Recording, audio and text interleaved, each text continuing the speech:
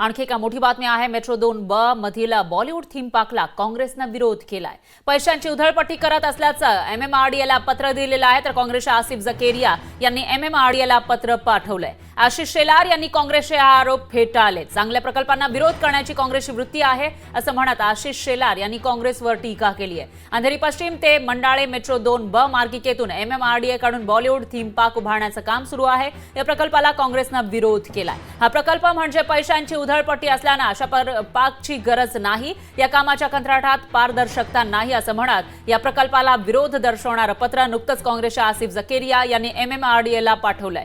मात्र आशिष शेलार यांनी काँग्रेसचे हे आरोप फेटाळलेत आणि प्रत्येक चांगल्या प्रकल्पांना विरोध करण्याची प्रवृत्ती काँग्रेसची असल्याचं म्हणत त्यांच्यावरच टीका केली आहे। लोकशाही मराठी ऐका, पहा, जागरूक रहा।